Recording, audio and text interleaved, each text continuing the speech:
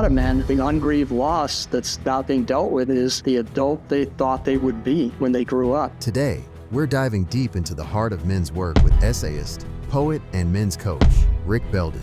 Together, we'll explore transformative topics like the mother wound, unprocessed grief, and how they shape our lives. I think I need to open up to the possibility. Maybe I can get some help because I don't understand why my life is the way it is. It became attractive in my mind. Maybe I would like to help men in the future that still need somebody to recognize what's latent in them that's been sitting there since they were boys, just waiting for somebody to see it and encourage it to emerge and develop. This conversation is a call to break free from societal scripts and discover new paths to emotional freedom and authenticity. One of the most severe kinds of psychic wounding occurs, and the child's primary function in the relationship is to be used by the mother to meet her own narcissistic needs. If I say to you, Mark, you're never going to have that mother you wanted, how's that hit you? Have you ever wondered what masculinity even is in the modern era? Are you ready to move beyond the macho bully or the soy boy archetypes? I'm Marc Azoulay, and this is the Men's Therapy Podcast. Together, we'll explore how neuroscience, Jungian psychology, and Buddhist philosophy can transform your life, your marriage, and your business. Are you ready to deep dive into the minds of men? Let's begin.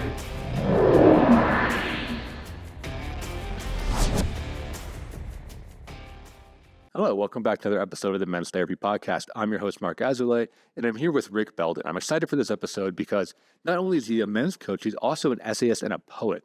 And he writes a lot about some of the deeper topics that we talk about in this men's work, specifically the mother wound, as well as dealing with grief. So I'm really excited for this conversation because I think we're going to go a little level deeper with Rick. So Rick, welcome to the show. Thanks, Mark. Thanks for the opportunity. Thanks for inviting me on. And I'm very excited and very interested to have this conversation. Hopefully, we'll touch on some things that might be new for people. Totally. Yeah. I think this episode can be great for people that just like, it can awaken something in them, be like, oh, wait, I've never thought of it that way. You know, there's a lot of these like men's coaches and influencers that I think are trying to get guys to like be more alpha or trying to get them to like, you know, have more dominance and like, you know, treat their, you know, wives or their girlfriends in a certain way. But I found that like underneath it all is things like the mother wound or unprocessed grief. You know, a lot of those like big alpha dudes are just kind of like hurt little boys underneath it because they haven't dealt with some of these deeper topics that we'll be talking about. What do you think about that? Do you see that in the work that you do as well? Well, I think it's certainly true, and I can speak from my own experience as well as observation, that to whatever extent these sorts of things are present, whether it's a mother wound, whether it's a loss that's substantial, that's ungrieved, which could just be, for a lot of men, the ungrieved loss that's not being dealt with is the adult they thought they would be when they grew up. So to whatever extent you have this kind of energy traveling around under the surface, it's certainly going to impede you in your development as an adult, and you may find men who overcompensate in other ways to try to get some balance in there, but in the end, it's not really going to work long term. Right. Because you're not dealing with like the root cause, you know, you're just kind of like putting the Band-Aid on, or like you said, overcompensating, trying to, you know, put more weight on one side of the scale. So in this show, we like to start with a personal story first. So you mentioned from your own personal experience. So can you tell us a little bit about, what your life was like, how you got into this work, what your interest in men's work and that is all about? Sure. I first got into this arena as an end user, so to speak, back when I was about 28 years old. I had come out of a blue collar environment. I had put myself through college. The family system was very traumatizing for me for all kinds of reasons. So I just kind of launched myself out into the world at age 19, moved across the country. Really had no idea how to be an adult. Just tried to do the best I could. Put myself through college, got out, started doing a tech job. And after a few years, I was just like, why am I so unhappy? Well, all my friends are starting to get married and I don't have a girlfriend. And, I'm partying still a lot, but it's getting down to basically just me doing it by myself. I'm not really satisfied with the work I'm doing. It's not meaningful to me. And I just feel like things are missing in my life. And I just feel kind of miserable all the time. So I had a relationship that ended rather badly, one of several. And after that, I decided, I think I need to open up to the possibility that maybe I can get some help because I don't understand why my life is the way it is. And shortly after that, I did have that opportunity. I got involved with a man as a counselor here in Austin. His name was John Lee. And he had kind of a national profile for a little while. He was affiliated with Robert Bly, and he was running men's groups. And I just didn't want to. It's like, look, it's hard enough just to talk to you. I don't want to be in a group full of men. Good Lord, what's that going to be like? And it turned out to be fantastic. It turned out that everybody in the room had things going on that they didn't talk about. And that whole process was so transformative for me that it became attractive in my mind that, like, well, maybe I would like to help men in the future the way that I've been helped by this fellow and the other fellow that he worked with. And so I just kind of had that dream or that intention for a long time. And then time went by, life went by, and I was working and going through all kinds of development and so forth. And I never sort of let go of the idea that maybe I'll reach a point at which I can actually share some of what I've learned in a way that's beneficial to other men. And 7 years ago, I left the tech sector and started coaching. Awesome. That's so great. I love that there's like a legacy component to that, right? That you were helped by it and now you're able to like provide that to other guys. I think that's incredible. And it's like, it speaks to this like greater men's movement that I think is happening, right? Of just kind of passing down these wisdoms and passing down these, connections and rituals in some way, right? The men's group almost as a ceremony that's being passed down to other people. I want to bring you back to the beginning of your story where you talked about, just being lost. I think a lot of guys, maybe someone listening to this show probably feel similarly where, they're doing old patterns. They're still partying. They're still kind of like playing the same video games or watching the same porn or whatever it is, but they feel empty on the inside. And you mentioned briefly that like hesitance to ask for help. I'm curious what got you over that edge, because I think for most guys, they don't reach out. I think it is very exposing and can sometimes feel actually like humiliating to call a counselor or call a men's coach or join a men's group or whatever it is. What got you over that step? It was kind of a combination of several things. My training, my conditioning as a member of my family system was we don't talk about what's happening in the family on the outside. We don't do that. That's basically treasonous. You're a traitor if you do that. So I had a very strong prohibition against that. What got me over that particular hump, as well as all the other ones that men are presented with, is I was just so miserable. I just felt so miserable, and I just felt like, and I could see the trajectory my life was on. It's like I'm just going down one dead end after another, and I can't stand being this miserable. There must be something I can do. And I also, even throughout my whole childhood, I always felt like I can do better than this. I deserve better than this. And so that was still there too. And then the third factor was what actually happened was it was like a dumped right before Thanksgiving, and it was really horrible.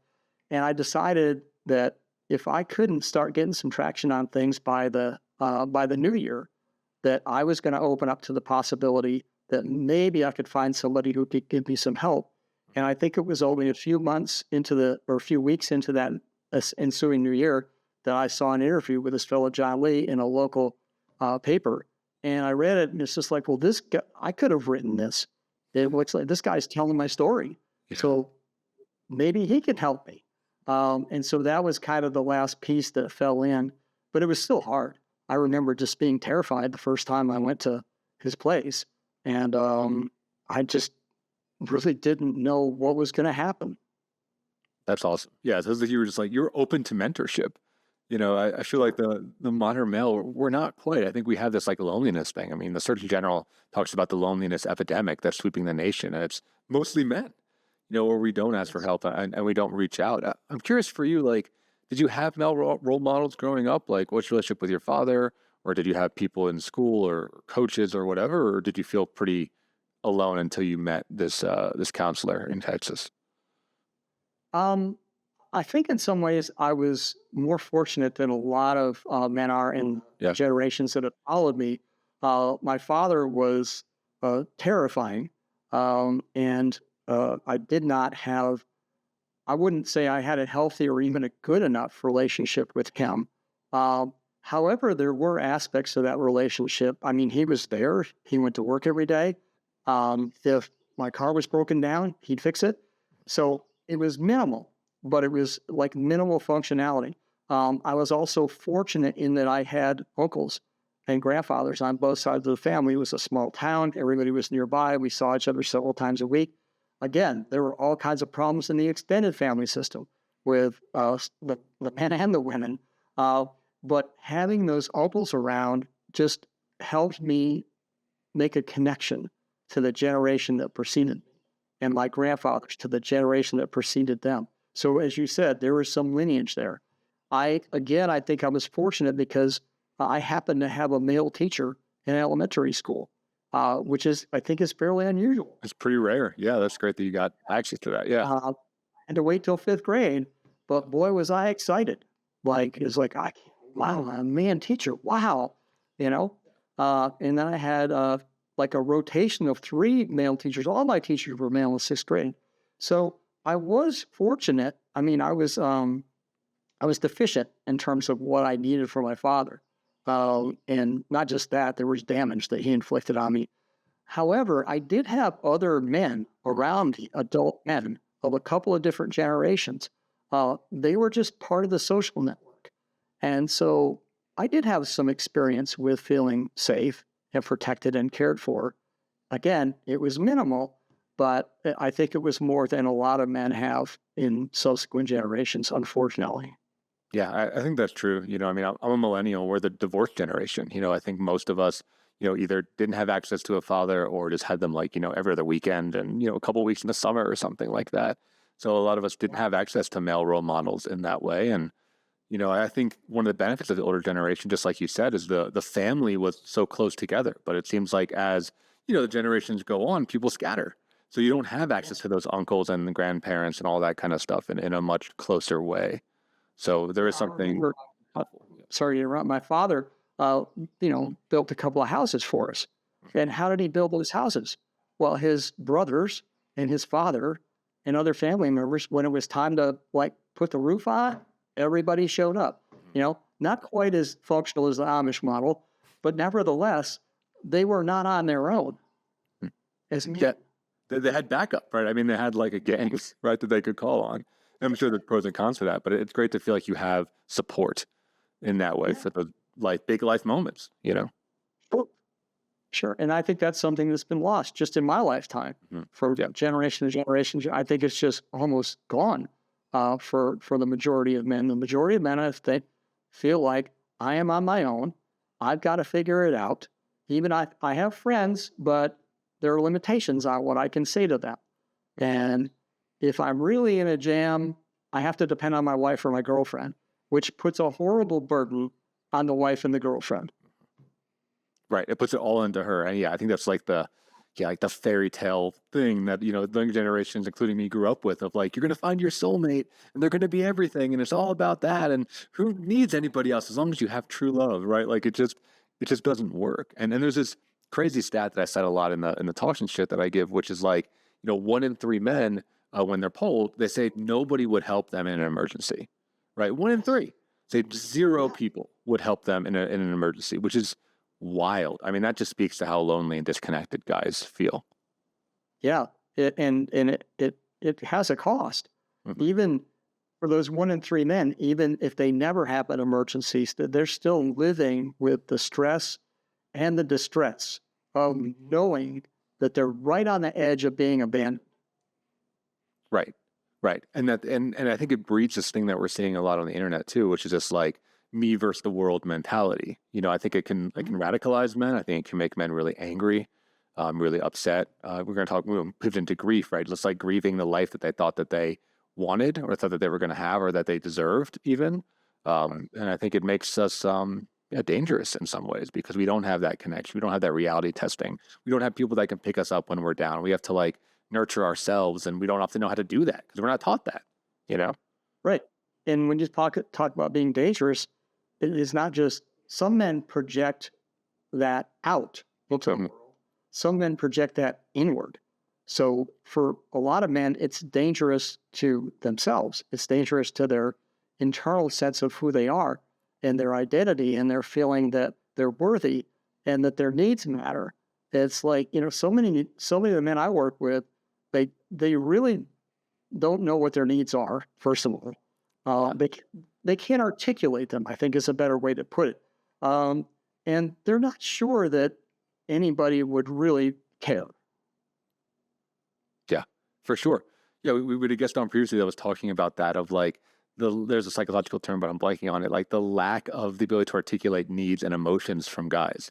And it's like, I'm sure you see it as a men's coach. I definitely see it as a therapist where it's like, when you ask someone what they feel, they like don't have the words, right? Like literally don't have the words, and they're starting to study this at like kind of the APA level of like, how do you help men even just gain some level of emotional EQ in order to be able to like say what they feel, say what they need?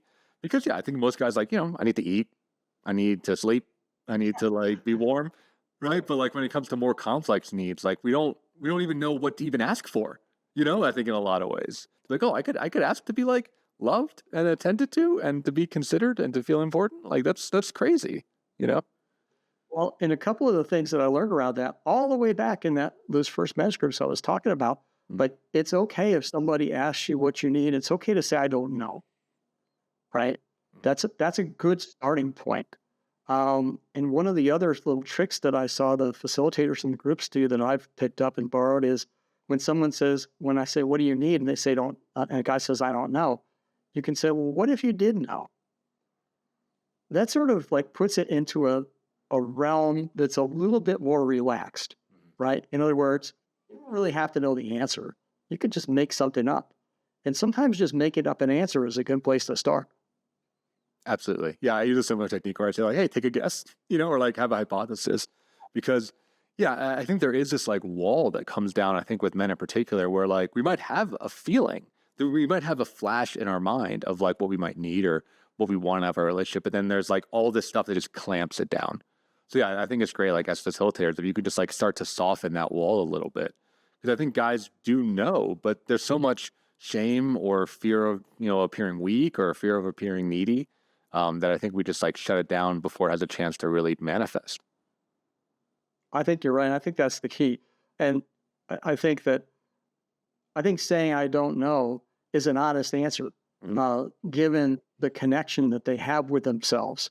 But I also agree that if you can help them to open that connection up a little bit, they're going to find out that they have quite a few things that they'd like to say about it. If they feel open, if they feel free, if they feel it's safe, and if it's okay for them to feel the shame or the anger or whatever else is attached to the fact that they've been waiting forever for those things and not getting them. Yeah. Yeah. Well, so let me see this kind of directly is like, what unspoken needs do you think men have? I mean, as you run them through your groups and facilitation, like what are some of the things that come out? And I want to just put this out to listeners as Rick's talking, just feel inside yourself if there's resonance to some of these needs, because you might not have words for it. And again, that's totally okay. But yeah, Rick, like what are some of like the needs that you feel come out of the groups and the work that you do? I think one of the primary needs is that so many men are just so hungry to be listened to, to be heard, and to have an actively engaged conversation with someone else where there's not going to be a rush to try to jump to a solution. There's not going to be a rush to a conclusion to try to characterize the situation, but that someone would listen actively and be engaged with curiosity and be genuinely interested in what, man, I'm starting to get a little choky here. Like this, it's a big deal, right? To have someone listen to you with genuine interest and curiosity, not trying to lead the conversation anymore because they really want to hear what you have to say. Yeah, I think that's a huge one. Just like to feel, like you said, interested in, to feel considered, to feel not so invisible. Right. I mean, a lot of the things that come into my men's group on the similar theme is they talk about feeling invested in. They feel like these other guys in the group are actually investing in them and care and like want them to succeed. It's wild how many guys don't feel like anyone wants them to succeed, right? Again, that kind of like me versus the world mentality. Yeah, and I think that goes to another thing that men are desperate for is to not feel like they're alone in the world. Yeah. If somebody's actually interested. I mean, I can't tell you how many times clients have, in different ways, expressed their gratitude to me for the fact that I actually spent an hour with them, paying attention with them to things that are important to them. Yeah. And that was the one thing I always said. So my first therapist, Dr. Jeff Byer in Pittsburgh from Duquesne University, I don't remember anything he said. Like, I don't remember any intervention. I don't remember like any trick, right? But I do remember that he gave a shit. And it was the first person that I felt like gave a shit. And I know my parents did. It's not saying that they didn't care, but for whatever reason, I wasn't able to really take that in. We weren't speaking the same language. But with my therapist, my first therapist in college, like, that was the kind of panacea that I needed at that time, was just knowing that like someone gave a shit about me and someone was like thinking about me. Yeah, and I'm getting choked up thinking about that too, because it was such like a healing thing to actually feel like I mattered to somebody else, you know? And it's such a fundamental need. Yeah. That it's sort of amazing if I step back and think, well, are we expected to survive without that and be okay? Right? Because it's so fundamental to have that. And the other thing I would sort of refine a little bit is like, I think that, and it kind of goes back to some things I said about my childhood and teachers and so forth and older men. I think men really need older men. They need at least one older man to be interested in them. Yeah. Right? And take them seriously. And see, now I'm getting choked up again. This is awful. To actually see the potential. It's not awful. You know what I mean? It's to see their potential, to recognize their potential and encourage it and reflect it back to them. That's what throughout my life, even in the tech world, my first summer job, I was working in the warehouse at the place, and I worked with one of the IT guys, and he introduced me to his boss. And the next summer, that boss brought me into the IT group to work. It's my first IT job. It was just 3 months, but it was my first one. I'll never forget that guy because he saw something in me that was just waiting to be discovered. And he did something about it. And so that's part of what I try to do especially with like younger male clients, the guys that are maybe like a generation behind me. But even some of the older guys, even there's guys in their 50s and 60s that still need somebody to recognize what's latent in them that's been sitting there since they were boys, just waiting for somebody to see it and encourage it to emerge and develop. Absolutely. Yeah. I mean, it's really well said. And we were chatting a little bit about Robert Bly earlier, and he talks about, seeking the blessing of older men. And that's what I'm thinking about as you're talking. And it's like, yeah, it took me a while to even be open to that because I think my generation was raised very anti-authority. So a lot of younger men, I think, like kind of just like shit talk older men, or we think that they failed us or capitalism, right? I mean, all this kind of like anti-system talk. But I think we do need that blessing from older men. And there's so many of these like really classic traditional male structures, like the apprentice structure, right? A journeyman, or being like an intern in some ways, right? That like we've built structures because I think we really need that. We need to like study under an older male, specifically mentor, whether that be, emotionally, spiritually, or just physically, or learning a craft, right? Intellectually. I think that that's so critical to us as men. Yeah. And I don't blame younger men for being mad. I don't blame them. I mean, man, my generation felt the same way about the previous generation. It's like, hey, look what you did. And I think that's justified. But I also think it's, as you said, it's important for younger men to start to open up that space of like, well, maybe there is an older guy who's actually okay. Maybe there's an older guy that has something to offer. That's one of the things that I had to kind of move through myself on my way into doing this coaching thing. Was like, I thought, well, why would anybody pay attention to me? I still have all these unsolved problems in my life, right? And I started to realize it's like, well, I'm moving into the elder territory now, and that confers some authority to younger men, hopefully with good reason, because of all the life experience and all the your failures really educate you, and so I felt when I was I was 31 or 32. Like the fellow John Lee, I think he was only 37 or 38 or something. And it's like, to me, he was an older guy that knew what was going on. Yeah, right. Yeah, because I mean, there's physical age, there's also emotional age, and I think if you can get the wisdom and you gain from older guys too, right? Like then you can confer that. But I think men really need that, and it's great to see older guys like yourself like doing this work because I do think the age is also important, right? And I think like the idea of having eldership, like real meaningful eldership, is really lacking in our society, right? I mean, there isn't a lot of give back. There's not a lot of interaction. Either, they're often homes or they're, kind of like in their ivory tower somewhere. Like, I think we just need way more intergenerational connection and communication because we just don't have that. There's no forums really for that, Right. Right. And even a lot of the mentorship that does occur, it occurs in corporate environments. Yeah, true. Which is fine, but it's targeted toward a certain outcome as opposed to targeted toward sort of like, okay, there's an open canvas here this guy can develop into, which is more the approach that I want to take with people. Absolutely. That's what I need. Right. Yeah. You need to be seen for more than just what you can produce. Right. Which again is I think a need that a lot of men have is that not being reduced to that provider, not being just like, some of my guys I work with, some of my dads are like, I'm just a wallet and a taxi cab, and it's like being seen like they're more than that, So we're talking a lot about how men can help other men, but I want to pivot a little bit talking about women. I know one of the topics that you lecture a lot about is the mother wound. So can you explain that a little bit to our listeners and see how they might be able to see if they have one or what their mother wound might be like? Okay. I always like to start these mother wound discussions with the definition that I use, just for the sake of clarity. So I'm just going to read a short definition here and we can go forward from that. Sound okay? Sounds good. Yeah. Let it rip. So here's the definition. And the reason I do this is because there's other people out there talking about mother wound. They have their own definitions. And so I want to be specific and clear. A mother wound may be thought of as an injury to the psyche of a child resulting from significant dysfunction or disruption in relationship with the mother. In some cases, it is the result of a mother's absence or unavailability due to death, illness, adoption, or other circumstances that dramatically separate the child from the mother.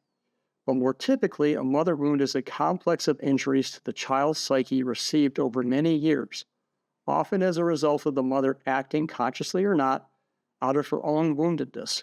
One of the most severe kinds of psychic wounding occurs when the child's primary function in the relationship is to be used by the mother to meet her own narcissistic needs. Yeah. That tracks for me, right? And I think I'll jump on just to kind of make it a little real for people. I think like what that can look like, it's true a little bit from my childhood, is like the mom coming to you for emotional support, right? Or coming in like kind of like shit talking your dad to you, right? Asking for support around a conflict with her husband, with the child. I think it's a really common one.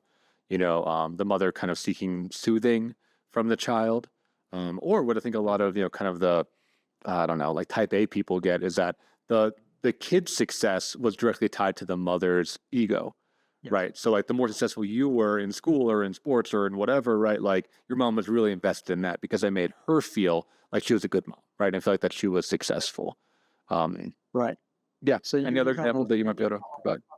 You become a mechanism of the definition of her identity. Yeah. Rather than an individual person.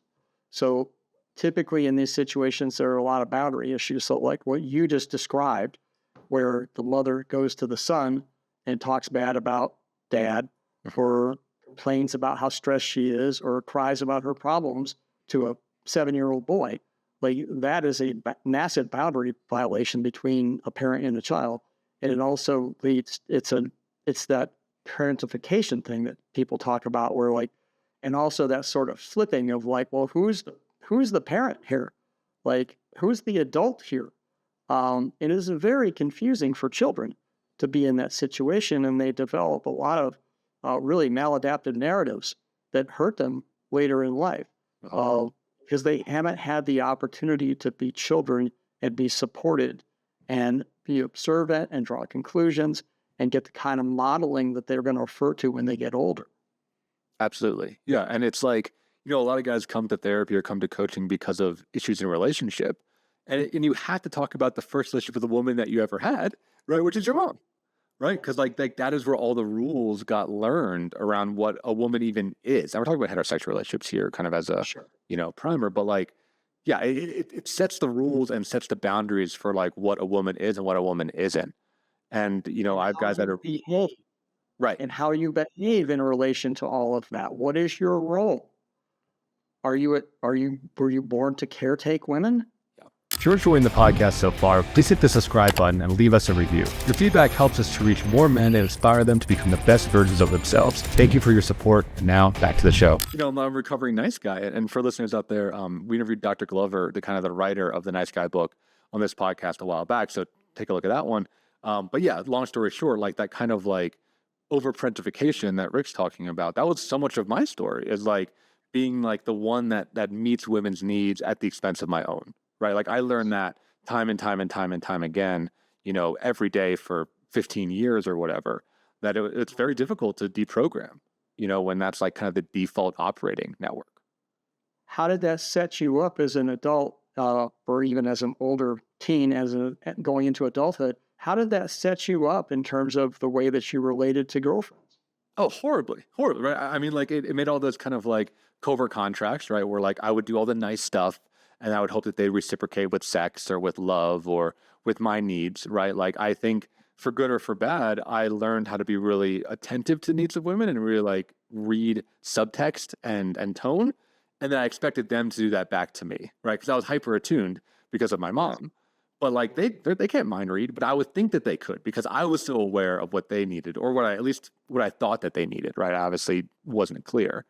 But I expected that in return, and then I would build up a shit ton of resentment when I felt like I wasn't being considered or I was being taken advantage of or they weren't grateful, right? I'd have all these, there'd be this like not so nice dark side of that, right? Where they would owe me things because of everything that I was doing for them, without them asking, right? Without them consenting or even knowing that this game was being played, I was playing the game secretly, like in my own brain, That's the covert part of the contract.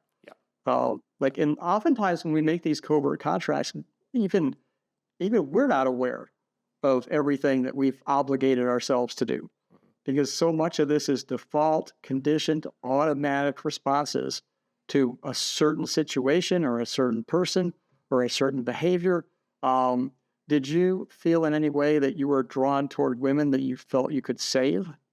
Oh, well, yeah, 100%, right? Because like, yeah, like if they weren't needy in a way, or if they weren't like broken or damaged, right? From my assumption, like I didn't know what to do. I didn't know how to relate to someone that was healthier, and such a big part of my work with Mary and Caroline, my wife, I worked in therapy for forever, was like to date someone that wasn't like my mom, right? Or date someone that I didn't treat like my mom is probably a better way to do it, someone that's like just kind of like stable and fine and relatively happy.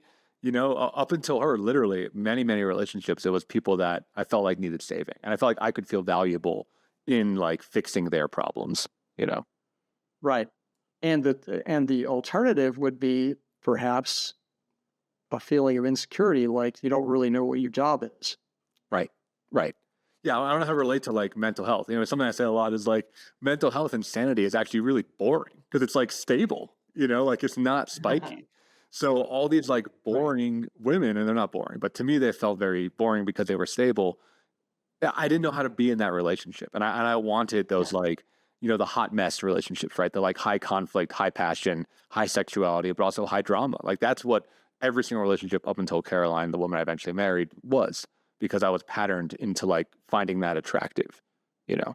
It's detrimental. I can relate. Yeah, I think back on that too. Sometimes, you get older, you think about things. And I think back sometimes about, there's some women in college that seem to really like me. And I was just like, yeah, they're not very interesting. There was one in particular, I remember she was a sister of my friend's, she was my friend's sister. And she really liked me. And I was just like, she's so dull, Yeah. And of course I made terrible choices instead. But, yeah, this is one of the things reasons why I think it's important, because the way that this sets men up, share not only their relationships with women, but their relationships with themselves. Like the way you see yourself is as an extension of somebody else. Because that was the experience I had with my mother, was like, I was basically an extension of her out world. And the more autonomous I got, the more she didn't like me. And I couldn't understand it. And I also did not know that I was enmeshed with her and that I had not separated from her fully.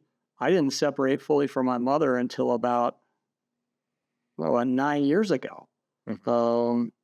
I didn't know that I hadn't done that. I had moved 2,000 miles away. I had gone no contact for a while, all this stuff. But internally, I still didn't understand that we were two separate people because she never treated me like I was a separate person. Yeah. Yeah. I want to hear more about that, because as you're talking about, I'm associating to a client who talked about his relationship with his mother. And he talked about this kind of like energy equilibrium between the two of them. And basically he said like, the happier he got, the more miserable she got. And the only way to make her happy was that he had to bring his energy down and actually become miserable so that she would get happier. And that kind of like entanglement, I think is sadly really common. So I'm curious, what your version of that is and how you kind of work through that. Because that's a big deal, man. Well, it's a very big deal. Certainly, two autonomous, independent people would not behave like that. Right. They wouldn't be codependent in that way. Yeah. Yeah. And he wouldn't feel the obligation. And I think that's the key word here is you feel this obligation. Like I felt responsible for my mother's emotional state. I felt very protective of her when I was growing up because my father was just, the guy was so aggressive. He was so hostile. He could go off any second. You never knew what you're going to get with him, but it's probably going to be bad. And I saw the way he treated her. And so I felt I was the oldest. She relied on me for emotional support. And I felt that it was my job to protect her.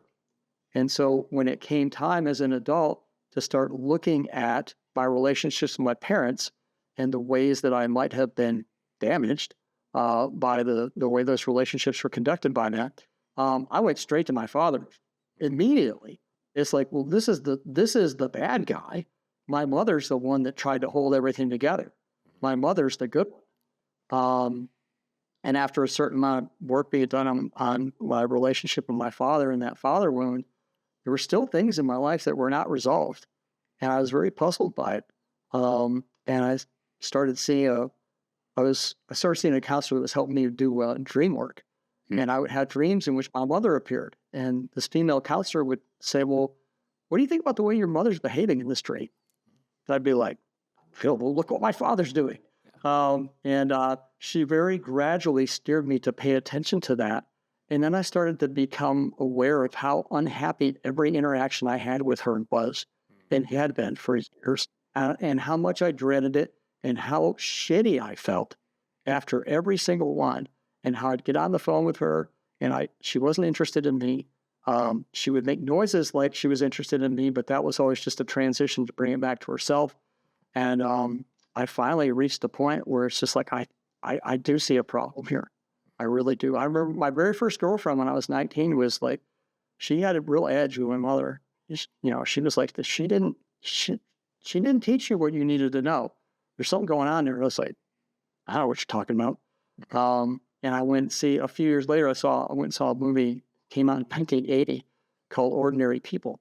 And there's a very cold-hearted, I would say narcissistic mother, kind of at the core of that story. I saw that movie and I walked out and I went, God, that's my mom. But that can't be my mom. My mom's nice. And I think that was the first moment I had of just this sort of cognitive dissonance of like, I know what I'm seeing on the screen. I know that behavior. I've experienced it, but that's not my understanding of who she is. And it was pretty upsetting. Yeah. So it was a fairly long journey for me. As I said, my journey to get into my father work was like almost immediate. I was ready to go. And I think it actually goes to some of the, there are all sorts of cultural approbations that we all pay attention to. And one of those is that you don't disrespect your mother. You don't say bad things about your mother. You don't even have bad feelings about your mother. If you have bad feelings about your mother, you're a bad person. God help you if you tell anybody about it as a man. And that stops a lot of guys. It does. It does. Yeah. And it's always a mixed bag, right? It's like our mothers do love us and they're trying the best, but often they are very limited. They are very limited, and I think it does create, like you said, damage and collateral damage. And it's hard to some of my guys hit that same thing where it's like, they need to know their mom's not a bad person, right? But that there was damage being caused, that they were imperfect. And I think that gray area is really tough. It takes a lot of EQ to be able to even just hold the gray area there, Agreed. And I think the key thing for me was I had to get to the point where I could fully see and understand my mother as a separate person. Yeah. For me. Yeah. And a separate person who is not just my mother, right? She had other times in her life. She had a childhood. She had teenage years. She had boyfriends. She had dreams. I had to do the same thing with my father, but it was harder to get to that with my mother. I think a lot of it goes back to what you said earlier, which is this is not just the first woman that you ever love and fall in love with. It's the first person that you ever love and fall in love with. And it's the only person where you've actually physically been joined. Literally connected to, right, in the womb. Yeah. Yeah. Yeah. That's a whole different kind of relationship experience than you're ever going to have with anybody else. And, I'm not expert enough to talk specifically about what that means in terms of the psychology of it and everything, but just kind of from an intuitive sort of standpoint, that's going to make a big difference. You spend the first 9 months of your life inside this person. And then when you're 30 or 50 years old, you're like, well, I have to separate from this person. And that little part of you that still depends on her probably doesn't like that idea very much. For sure. Though you were literally one thing beforehand. And yeah, there is an emerging field of prenatal psychology, which is seeing that there is such a thing as prenatal trauma that can be studied and measured, right? And even during pregnancy, if things happen to mothers, we see, ripple effects, right? That go all the way down. Because of course, it makes sense, right? Even if you're just from a scientific perspective, it's if your mom is flooded with stress hormones and, is maybe doing unhealthy behaviors, that is, you are also doing those things, right? Those hormones and those, all that cortisol and adrenaline is flushing into your system as well as you're developing. It's the same as if the mother was doing meth or smoking cigarettes, right? It's kind of the same idea. It gets flooded into the baby. Or she's stressed all the time, right? She's with a difficult husband and who doesn't really want her to be pregnant. She's going to be stressed all the time. Yeah. That's your developing physiology. So people might be listening to this and go, well, that sounds hopeless. What do you do about that? So let's talk about what you do about it. Initially, I think for me, the first step is to begin to pay attention to your own feelings when you're dealing with this person, when you're dealing with your mother, beforehand, during, after. How do you feel? Do you feel pissed off and annoyed afterwards? Are you dreading it before you have the phone call or the visit? Do you feel like you can reasonably be yourself? Or do you feel like you have to drop back into some persona that's like putting your clothes on from when you were a teenager? Because that's the only way that she can see you. That's the only way that she can accept you. I think the very first step probably for a lot of men is just going to be to begin to observe and detect and keep that space for your discomfort, right? Not to necessarily try to do anything about it first, but just to begin to observe what the relational dynamic does to you when you're in it. And that way you can start to characterize it in terms of, is she just a little bit annoying, or do I really have to become somebody else in order to be around her? Yeah, that's really well said, right? It's like, are you regressing? Are you going back to an old way of being? And yeah, one of the tools I use with my clients is when you're back home holidays, and it'd be great because the holidays are coming up, right? To kind of be like a National Geographic cameraman and watch the scene from the outside, right? And be like, am I still the same person that I was before I got on the plane and, visited my family? Like what parts change? What parts do I have to, cut off or minimize or shrink down or accentuate? And I think everyone does this, right? I mean, I think everyone regresses to some extent. But the idea is, yes, like how much, right? How much of a change is, I think, what you're saying too, can help to Yeah. Do you understand. lose yourself? Yeah. Yeah. Do you lose yourself in the process? And do you feel angry, frustrated, disappointed? Do you feel ashamed? All these things, being able to identify and articulate what you're feeling is terribly important in this case. And just to kind of, I don't want to jump too far ahead, but for me, the question that I had to ask myself and observe my reaction was, if I say to you, Mark, you're never going to have that mother you wanted, how's that hit you? Right? Yeah. What comes up? Do you have resistance? Do you feel sad? Do you feel scared? Do you want to tell me to fuck off? Sorry.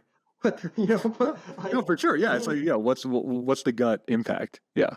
Yeah. And for me, that question it's been very useful, because when I could get to the point where I could ask myself, I could say that to myself, I'm never going to have that mother I wanted, and I don't fight it, and I don't feel like I'm going to drop into some bottomless pit if it's true. I mean, I still have a little twinge in here, but if you can make that statement and own it and really feel it as a fact, then you're really starting to get somewhere. Yeah, absolutely. Yeah. And it brings up that grief too, right? Of like not having the mom that you wanted, or having, like unmet needs of childhood really being missed in some ways. Yes. Yeah. And I think a lot of the resistance really does come from the child who has been hanging on forever, just waiting. Because that's what a lot of people do with both of their parents, men and women. But we're talking about men and we're talking about mothers here. Like, little boys know what they want and what they need in terms of a mother. And they will jump through hoops. They will jump off cliffs.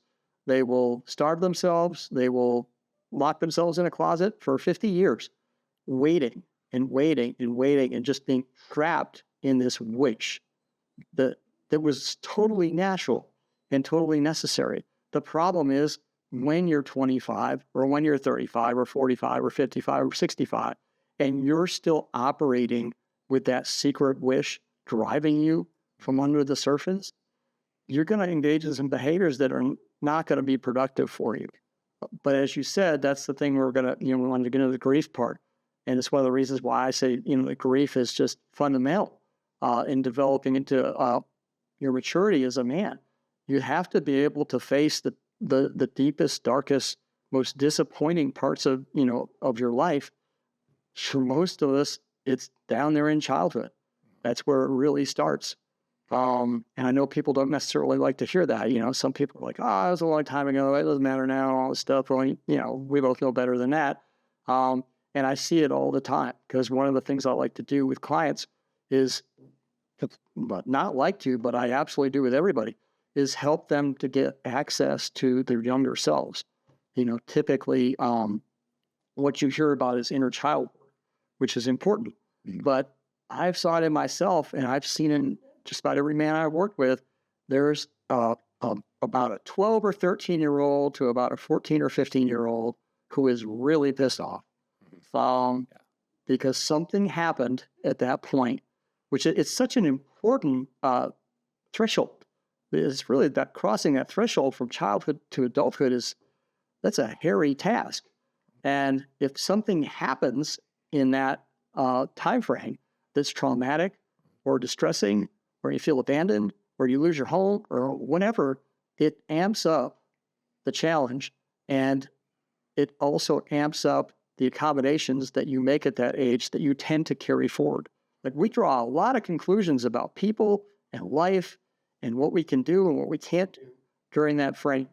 And so some of the grief that I think is important for men to basically face and work through in their lives is what happened to them at that age. Because I lost part of myself at that age because of stuff that was going on. And it's a horrible thing to recognize that, hey, because I was bullied, or because the home environment was unstable, or because I had a health issue, or because I was younger than the other boys in my class, I just took a wonderful part of myself that I was totally comfortable with and just put it away because it wasn't safe. And that'll make people mad. And if you have an angry 13 or 14-year-old inside yourself, you need to know about that. Yeah, I agree. I think it's really well said. I think that part is very powerful in a lot of men because it isn't dealt with. And like you said, it's like all that kind of like boy to man transition. If you see a 10-year-old boy and you see a 15-year-old boy, they're different creatures because so much has happened in that puberty phase, and so much has happened, just like you said, like, and a lot of the stuff that I think as, therapists and coaches that we try to bring back in men, like, the softness, right? The vulnerability, the ability to like really experience joy, playfulness, right? Like we bag all that shit up when we're going through puberty because we got to be tough and all that stuff, right? And it's a good decision at the time. Yeah. In a lot of cases, it's unfortunate, but it's a good decision. And that's another thing that's important when you look at those younger aspects of yourself, decisions that were made. It's like, hey, they're geniuses. They got through it. They were smart enough to figure out what they had to do. But again, they shouldn't be in charge at this point. And as you said, there's such a huge difference. One of the things I do with clients is I'll say, hey, I'd like to see a photo of you when you're like 6 years old and a photo of you when you're 13. And then we'll look at them, put them up and we'll look at them. And one of the questions I'll always ask to begin with is like, do you feel like this is you? And most men will look at the 6-year-old and go, yeah, I feel pretty good. Well, what do you think about this kid? I like it. He got into a lot of trouble and stuff, but he's a pretty good kid. I put up the 13-year-old and I said, do you feel like this is you? And they're like, absolutely not. Absolutely not. I don't feel any connection. I know that's me because I know that photo, but I don't feel. And I'll say like, so what does he think of you as an adult? Oh, he's not happy. So, those are the sorts of things I think that it's important to give men the opportunity to engage with those parts of themselves, which is not something they normally do. And for some guys, it's easy. And for some guys, it's really hard. Yes. Let me just ask you this, like, how do you re-engage with that, right? I mean, in our fields, we talk a lot about reparenting. And this is what you're talking about, right? It's like being the parent to that younger version of yourself that your parents weren't able to be. So I'm curious, how do you recommend guys start to connect with their teenage selves and be that parent, fill in that gap? I don't know what to think of, Mark. I don't necessarily think of it as parenting. I think of it more as being like the older brother. Okay, great. Yeah. And so how do you do that? Well, one of the things I'll do to kind of extend that exercise is I'll ask the guy, hey, is it okay if we just imagine your 13-year-old coming into the room with you right now and sitting with us?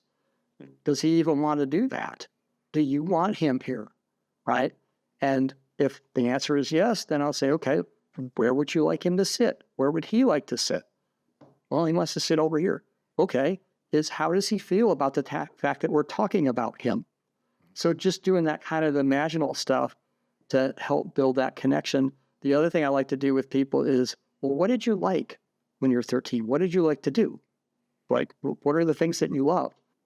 Well, whatever, poking eye, or I don't know what the right answer is for people. But for me, it was in a slightly younger age, I was very interested in Iron Man, when I was like 9 years old. And I was kind of obsessed with Iron Man. And that was the second other important part of how I got started. I started having a bunch of dreams about Iron Man. Now, Iron Man, everyone knows Iron Man now. Like, back in 1990, Iron Man was not popular at all. Yeah, I'm also a comic book fan. Yeah, it was like a C tier character. Yeah, that's about what I was going to say. Yeah. And so I was having all these dreams, and I hooked up with a first guy who helped me with dream work. And so I started writing down these dreams and really paying attention. And then I started going to like conventions, and I bought up all the old comic books I had as a kid. I did all this artwork and collages and all these things. And out of that grew my first book of poetry, because in the process of reconnecting with that 8 or 9-year-old, I opened up the connection to the imaginative, creative, expressive part of myself that had been buried for a couple of decades. And once I opened it up, just came flying through. So for some people, for some men, there's a creative connection that you can access that will basically allow that younger part of yourself to start expressing himself again through you as an adult. I think in other cases, it might be as simple as a hobby or some activity that you liked. I mean, some guy might say, well, yeah, I used to like to go fishing. I haven't fishing in like 30 years. It's like, well, take your 13-year-old fishing. That's your assignment between now and next time. Find ways to bring him into your life. And the other thing I'll say is take that photo, put it on your phone, put it on your desk, put it wherever you can, and connect with that photo in any way you can, as often as you can, and just ask him, how are you doing? What do you need? That kind of stuff. And I also do the letter writing thing. I'll say, have your 13-year-old write a letter to you as an adult and tell you exactly what he wants you to know, and then respond to him. And it brings up a lot. And of course, we cover that. We cover that in the session. So typically with those sorts of things, I'll say, okay, read the letter out loud. We're both looking at it. Read it out loud. Take your time. Take a break if you need to. If anything comes up, we'll talk about it a little bit. And now I'm going to read it to you. And that turns a lot of lights on a lot of the time. Yeah, because it gets externalized. Yeah, I think those are phenomenal, right? And I just want to say to listeners out there, like if you're hearing Rick talk and you're like, no, right? There's like a disgust reaction, or there's like, oh, that's like kind of hokey, or like, I wouldn't do that. That means you should do it, right? Like if this feels like it's charged in some way, that means that you should do it because there is probably something there and you're feeling like that kind of protective part, which, it's there for a reason. But I think building those bridges because that's critical. Right. That resistance is just an indicator that you're actually making contact with that 13-year-old. Yeah. Right? He is responding in the way that he learned he needed to stay safe. Absolutely. Yeah. I'll also say this. I think it's really important. It's optimal if you can do this sort of work with somebody else. Mm-hmm. It is, you just get so much more out of it because you have a witness, you have an ally, you have a collaborator who's working with you. I point out things that the writer, the man who's shared the letter, he may not see the pattern. He may not see that he's articulated the same thing 3 times in one page, or that he's articulated the same thing 3 times that's going on with his girlfriend right now. So if you can find somebody like me or somebody else who uses this kind of approach, it can really move you forward on this stuff. You can get a lot of value from doing it on your own and just journaling and doing these exercises yourself. But to me, there's just no substitute for having a partner who can help you to get the most out of it and see what's difficult for you to see. I always have people do drawings too. Drawings are usually more about younger ages, right? Because most people's skills stop at about 6 or 7. And that's fine, because that's a good way to connect with a 6 or 7-year-old inside yourself. And drawings are just fantastic. So if we were working, I might say, okay, Mark, make a drawing of what it was like for you when your mother just like turned all her emotions onto you and expected you to take care of it. And you'd be amazed at the things that people come up with. Like even with their most rudimentary skills, people produce the most profound, beautiful things. And I always am able to help them see information there that they didn't know that they were sharing. Because when you move away from speaking or writing and you move into something like drawing, you bypass your verbal filters. Mm-hmm. So there's all sorts of bandwidth there that you don't normally use for things to come out. And of course, drawing and symbols they're super packed with information and possibilities. And so that's one of my favorite things I love to do with people because it tends to be so productive. And also, you just never know what's inside somebody. You ask them to do something like that, and they come back, and you're like, holy shit, it's amazing. Yeah, sometimes it's just like the minimal amount of prompting. Because again, I think those parts, they're so longing to be heard and to be seen, like we talked about earlier in the show, that they can't wait to put pen to paper. They can't wait to be like, oh, finally, I get the spotlight. Like, let's go, let's let it rip, let's make it happen. Yeah. And so kind of last point on that is, as I said, I kind of see it more of a older brother rather than parent from the adult to the younger selves. But I've also drawn the conclusion from experience and observation that we'll say the 13-year-old, he tends to act as an older brother for the 6-year-old, right? So once you start to establish your adult to 6-year-old and your adult to 13-year-old, you might start to see that there's a relationship between the 13-year-old and the 6-year-old, that the 13-year-old is kind of looking out for him. And I'm at the point now where I've made contact with enough of them where if something's going on, I just have this round table in my mind. I say, okay, everybody come to the table. So you get all the 13-year-old, the 6-year-old, the 17-year-old, everybody show up. Let's see how we're all doing. Let's all work together to solve this problem.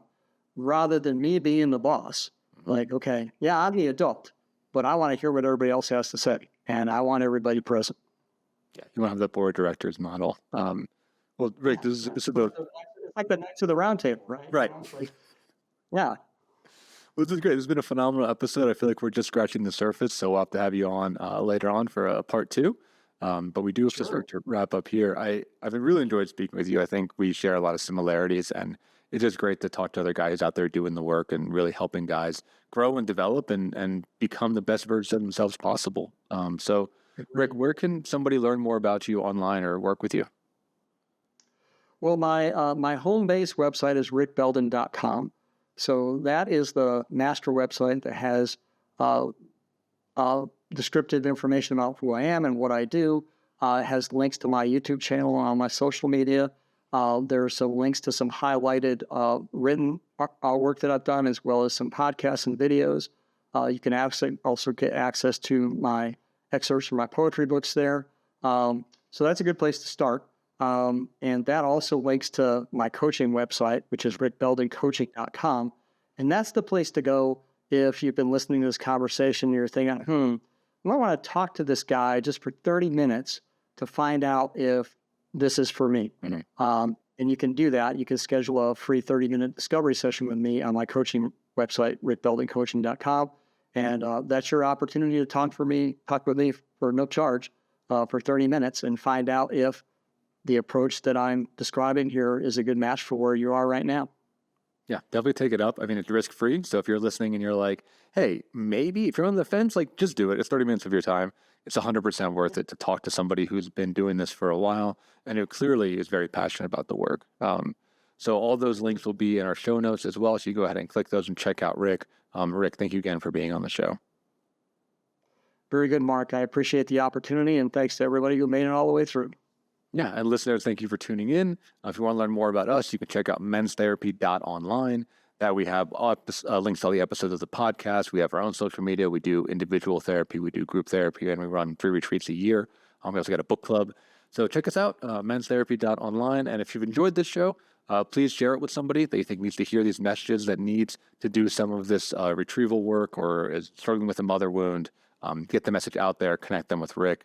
Also give us 5-star reviews. We're trying to build those as much as possible on specifically Apple, iTunes, and Spotify. So those help to support the show, as well as subscribing to our YouTube channel and Instagram. So thank you so much for tuning in, and we'll see you next week, another episode of the Men's Therapy Podcast. Thanks for tuning in. If you enjoyed today's episode, please subscribe and leave a review.